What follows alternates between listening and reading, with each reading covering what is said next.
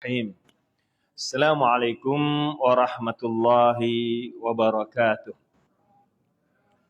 Alhamdulillah, alhamdulillahilladzi anzala ala abdihil kitaba wa lam yaj'al lahu 'iwaja qayyiman liunzira ba'san syadida min ladun wa yubashshiral mu'minin alladzina ya'maluna as-salihat anna lahum ajran hasana makithina fihi abada. Asyhadu an la ilaha illallah wahdahu la syarikalah wa asyhadu anna Muhammadan abduhu wa rasuluh.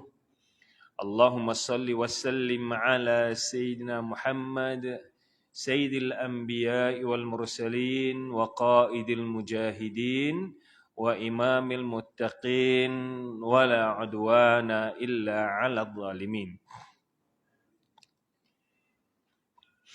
Yang simulakan pengusi surau serta ahli jawatan kuasanya, tuan-tuan imam, tuan-tuan Bilal, para asatizah, para tuan-tuan guru, sidang jemaah, hadirin, hadirat yang dimuliakan oleh Allah Subhanahu wa taala. Alhamdulillah, syukur pada Allah Subhanahu wa taala dengan nikmat iman dan Islam yang Allah berikan pada kita ini.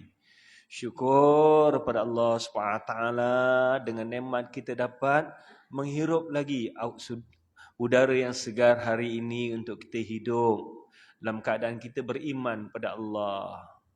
Syukur pada Allah Subhanahu wa taala kita masih lagi dapat melaksanakan perintah Allah Subhanahu wa taala dalam baki-baki kehidupan kita yang ada ini.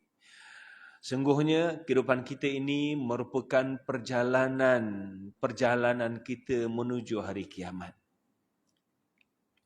Dan inilah yang digambarkan oleh Rasulullah sallallahu alaihi wasallam, ya Aba Dzarrin idza aradta safaran ba'idan hal a'datta lahu 'uddatan. Wahai Abu Dzar, andai kata kamu nak musafir dalam hidup ini, perjalanan yang jauh, apakah kamu perlu melakukan persiapan untuk pemusafiran kamu? Lalu Abu Dzar menjawab, "Na'am ya Rasulullah, benar ya Rasulullah, kita perlu berbekal, kita perlu bersiap sedia untuk perjalanan yang jauh." Kemudian Rasulullah bertanya pada Abu Dzar, "Fa kaifa bis-safari tariqil qiyamah?" Wahai Abu Dzar, bagaimana pula perjalanan kita menuju hari kiamat? Kehidupan kita di muka bumi ini adalah merupakan perjalanan yang kita lakukan untuk menuju hari kiamat. Apa yang digambarkan oleh Rasulullah sallallahu alaihi wasallam untuk kita semua ini, wahai manusia, sedarilah bahawa hari-hari yang berlalu, yang kita lalui di muka bumi ini adalah perjalanan yang kita rentasi untuk menuju hari akhirat. Hal adullukum ala syai'in yanfa'uka dhalikal yawm.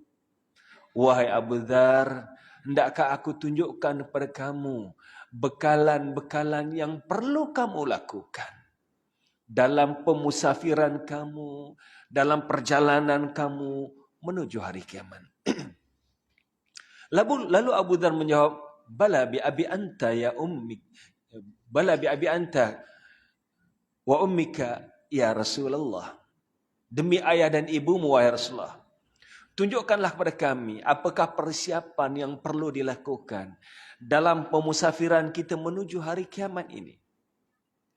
Rasulullah SAW menyebutkan ada beberapa bekalan yang perlu ada. Malam ni saya hanya sebutkan satu perkara untuk kita rujuk dalam buku ini. Perkara yang pertama, Rasulullah sebutkan, sallu raka'ataini fi zulmatil laili liwahsyatil kubur. Sembayanglah kamu wahai Abu Dzar di waktu malam yang gelap gelita. Sembayanglah 2 rakaat di malam yang gelap gelita untuk berhadapan dengan kegelapan alam kubur. Tuan-tuan sekalian, Kita dah biasa hidup terang benderang di muka bumi ini. Apabila kita berada di dalam kubur, kita bersendirian dalam keadaan gelap gelita. Yang menjadi teman kita, yang menjadi taulan kita di alam kubur ialah amalan kita. Amalan kita yang menjadi penerang. Rasulullah ingatkan, sembayanglah kamu 2 rakaat di waktu malam yang gelap gelita untuk berhadapan dengan kegelapan alam kubur. Alaikum biqiyamil lail fa innahu da'bul lis-salihin. Hendaklah kamu mengamalkan qiyamul lail kerana ia merupakan amalan bagi orang-orang yang saleh. Sekarang ni masuk subuh lebih kurang jam 6 tuan-tuan. Kita bangun dalam jam 5.30, 5.40 sempat untuk kita sembahyang 2 rakaat. Sembayanglah 2 rakaat. Di waktu manusia sedang tidur. Yang Rasulullah gambarkan, wanasun niyam. Sembayanglah 2 rakaat di waktu yang gelap gelita. Wanasun niyam, dalam keadaan manusia sedang tidur. Ini akan menimbulkan keikhlasan pada diri kita sendiri. Tidak ada siapa yang melihat kita apabila kita bersolat bersendirian. Kita hanya mengharapkan redha Allah SWT. Kita sembahyang di masjid, kadang-kala ada orang memuji. Niat kita dah ikhlas, tapi bila dipuji oleh manusia, ada timbul perasaan riya. Ada timbul perasaan hebat. Tapi apabila kita berqiyamul lail, bersendirian, tiada siapa yang melihat kita. Kita hanya mengharapkan redha Allah SWT.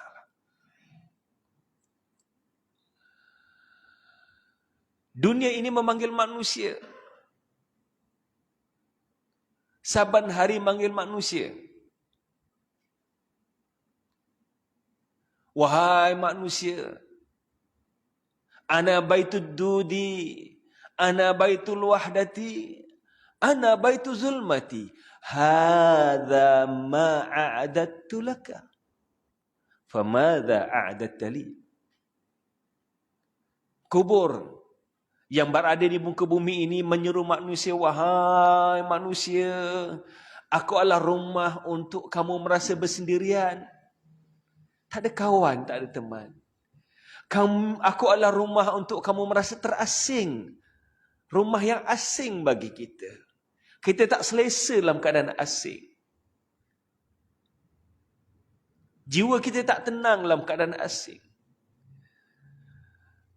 Ana baitu zulmati, aku adalah rumah untuk kamu berada dalam keadaan kegelapan.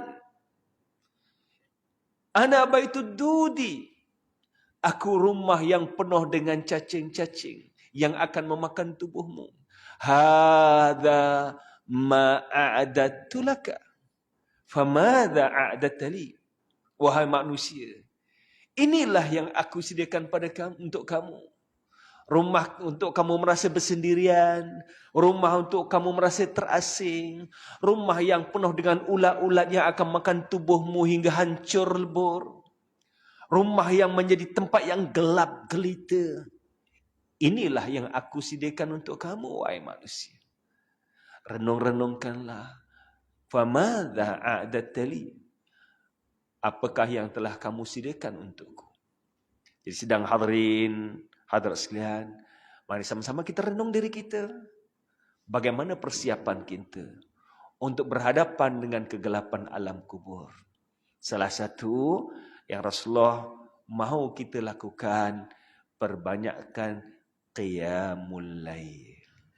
Dalam keadaan gelap gelita, tengah malam, ataupun 1/2 malam, ataupun penghujung malam sebelum fajar, kita bangun berqiyamul lail, memunajat pada Allah SWT.